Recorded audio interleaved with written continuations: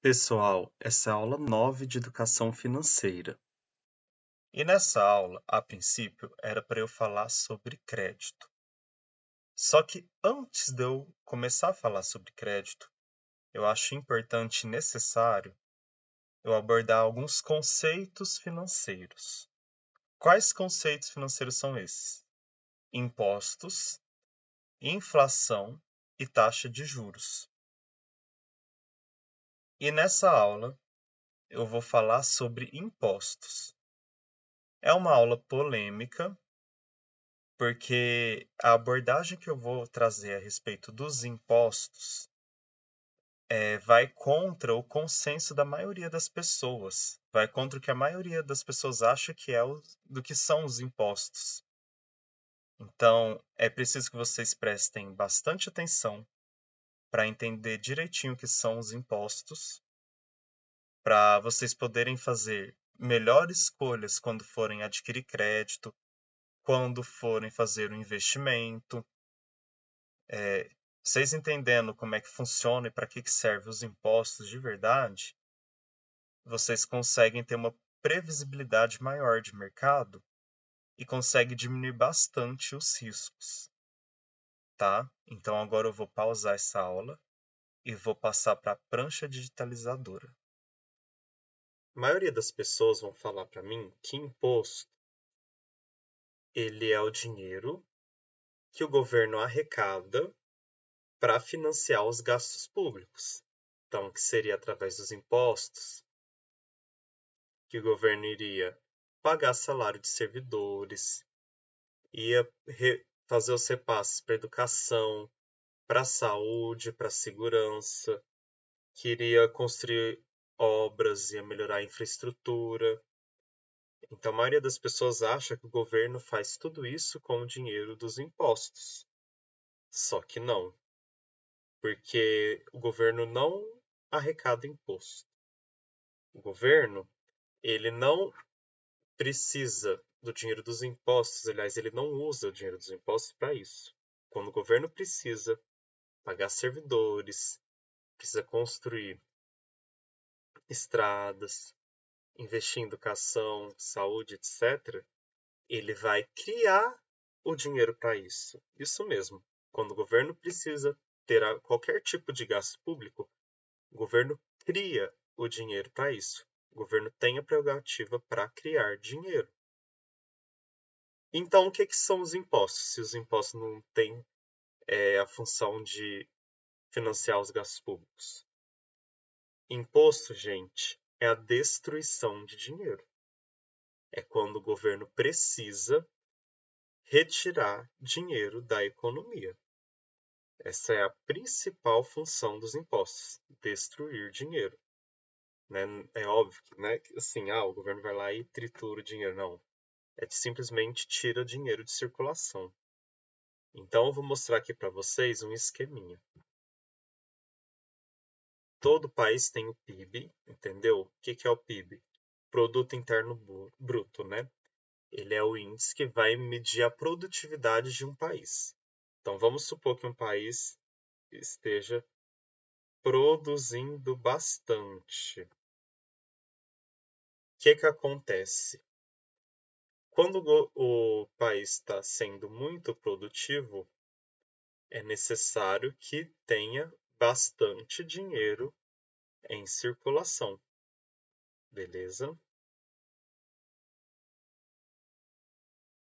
Então, o que acontece? O governo vai precisar gastar muito dinheiro, entendeu? Investir bastante, né, nos setores públicos, infraestrutura e tudo mais, para colocar dinheiro em circulação. Beleza? Então, vai ter necessidade de impostos quando o país está sendo muito produtivo? Não. Não precisa tirar dinheiro em circulação, porque o dinheiro em circulação está sendo necessário pela demanda de crescimento. Entendeu? Agora vamos imaginar um outro cenário.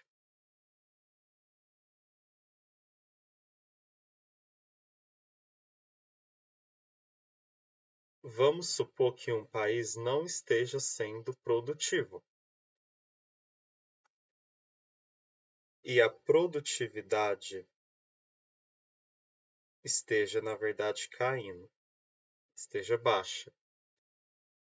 Mas a produtividade é baixa, o PIB é baixo e há muito dinheiro em circulação. O que vai acontecer?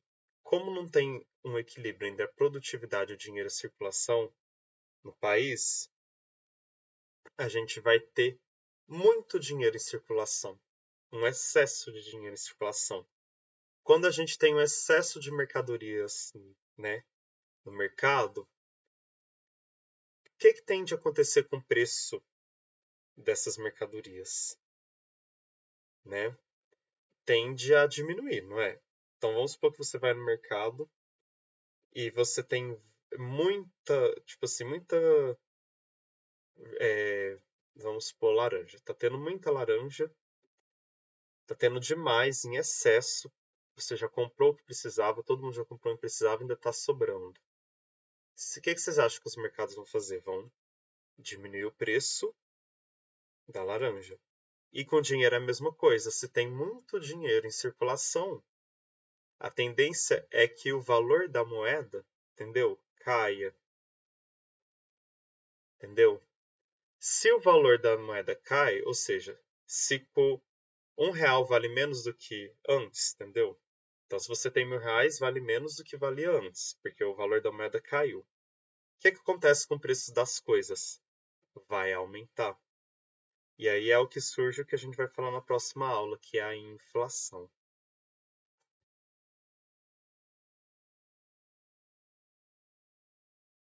Como não é interessante para o governo que haja inflação, o que ele vai começar a fazer? Ele vai tentar uma maneira de tirar esse excesso de dinheiro em circulação para trazer o valor da moeda para um patamar mais equilibrado. Então ele vai começar o quê? A cobrar imposto. O imposto é a destruição desse excesso de dinheiro em circulação, entendeu? Para fazer o ajuste fiscal que é necessário. Então, essa é a principal função dos impostos: tirar esse excesso de dinheiro em circulação. Então, é como se fosse uma piscina.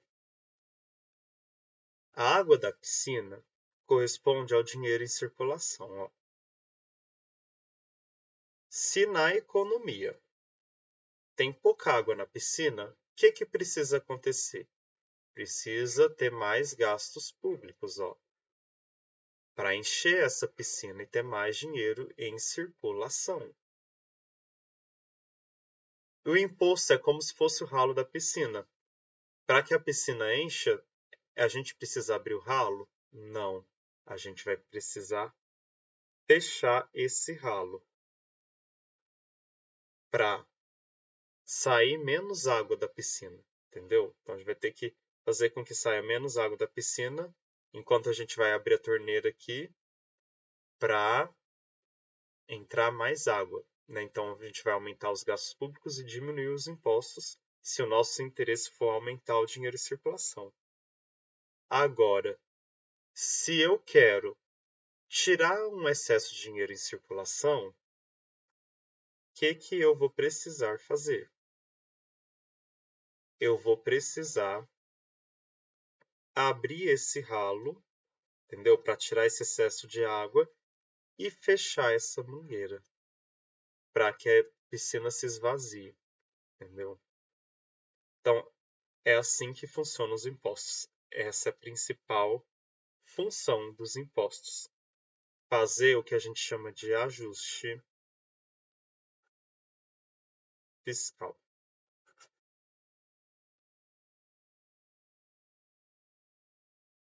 Que é controlar a quantidade de dinheiro que circula na economia.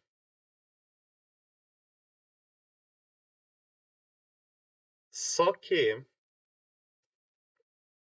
essa é só uma das funções do imposto, porque existem outras. Então, a principal função dos impostos é fazer o ajuste fiscal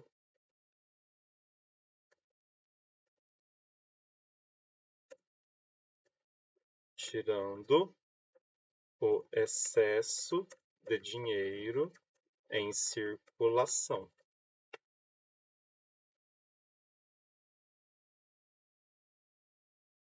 Mas existem duas outras funções para os impostos. A segunda função dos impostos é o seguinte: penalizar ações indesejadas. Então, por exemplo, não é interessante para o governo que haja fumantes. Por quê? Por mais que o cigarro seja legalizado, não é de interesse do governo que as pessoas fumem, porque vai comprometer a saúde, pelas pessoas terem problema de saúde, elas vão ocupar mais os hospitais públicos, né? Então vai ser uma preocupação a mais para o governo, que poderia estar se dedicando em resolver outros problemas. Além disso, está incentivando um hábito que é ruim, prejudicial para as pessoas, né? Então o governo precisa desincentivar o tabagismo. Então o que ele vai fazer? Ele vai cobrar um imposto sobre o consumo de tabaco. Então vai destruir uma quantidade razoável de dinheiro, entendeu? Mas que a ação vai ser positiva. As pessoas vão ser desestimuladas a consumir tabaco, porque o preço do tabaco não vai ser tão acessível. Então a pessoa vai ter que pensar duas vezes antes de comprar. E isso é um desincentivo, né? E pode facilitar com que a pessoa abandone o tabaco. E outro imposto também, imposto de renda. O imposto de renda, no início, ele era para impedir com que as pessoas ganhassem dinheiro sem trabalhar. Ou seja, impedir que as pessoas exercessem o rentismo, vivesse de aluguel e deixasse de trabalhar. Porque se não houvesse o imposto de renda, as pessoas iam começar só a alugar, né, os seus bens, né, e seus imóveis, e iam deixar de trabalhar. E isso não seria legal para a economia e para a produtividade do país. Então, para inibir esse tipo de atitude, o governo criou o imposto de renda. Tudo bem, não é proibido, só que não é uma ação desejável para o governo. Então, a gente vai cobrar um imposto para desincentivar. E depois, esse imposto de renda nos cargas d'água, ele não ficou só no rentismo. Ele passou a ser atribuído também para a produtividade, que não faz sentido nenhum, né? Então, é uma coisa a se questionar. Então, segundo objetivo do imposto é desestimular ações que são indesejáveis, né? Não são proibidas, mas são indesejáveis. Que não proibidas, mas são indesejáveis. Então, através do imposto, o governo faz isso. E a última função do imposto é para poder firmar a moeda. Então, vamos pegar, por exemplo, um país em que a população está recusando a usar a moeda da nação. Vamos supor que no Brasil as pessoas começassem a não querer mais usar o real, por algum motivo. Em vez de usar o real, vamos usar o dólar, vamos usar o Bitcoin, o peso argentino, os ienes, né, o euro, mas ninguém quer usar o real. Então, o que o governo vai fazer para forçar as pessoas a usar o real? Ela vai cobrar um imposto. E esse imposto precisa ser pago necessariamente em real. Então, a terceira função do imposto, né, é forçar com que as pessoas usem a moeda. Então, quando as pessoas são obrigadas a pagar o imposto em real, elas não vão querer ficar comprando outros tipos de moeda, entendeu? Para que ela vai querer ficar juntando dólar, Bitcoin, se não vai ser prático para ela, se no fim das contas ela vai ser uma necessidade ela usar o real para pagar as suas dívidas, seus impostos, né? Então, o terceiro motivo é firmar a moeda na nação.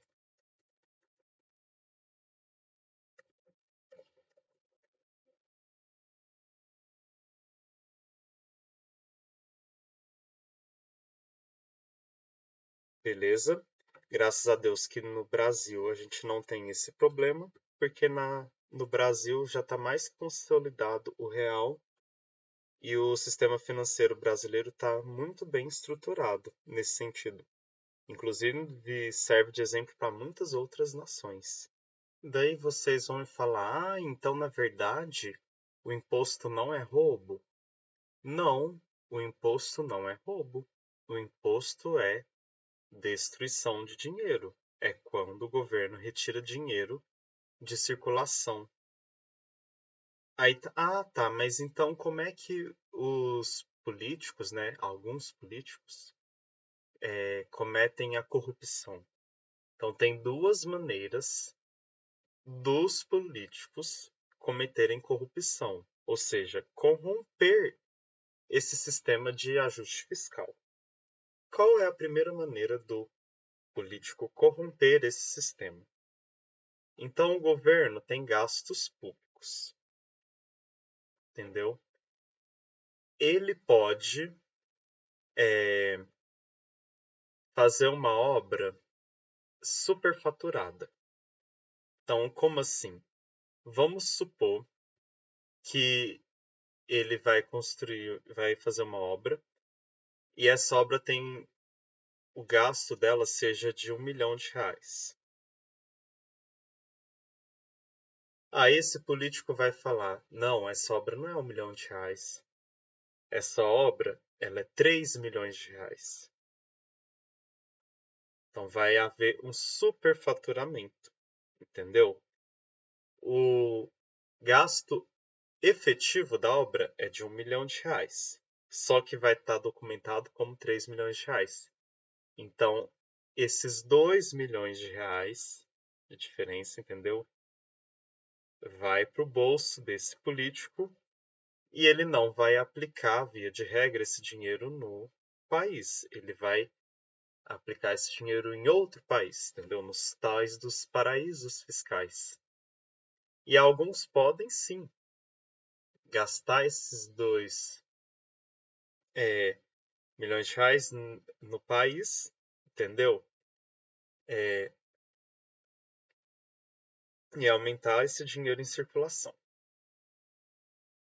Então, essa é uma maneira do político praticar a corrupção.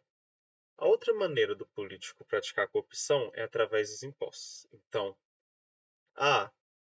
o imposto é a destruição do dinheiro. Então, o dinheiro que está saindo em circulação, via de regra, ele vai ser destruído. O que o político que é corrupto ele vai fazer?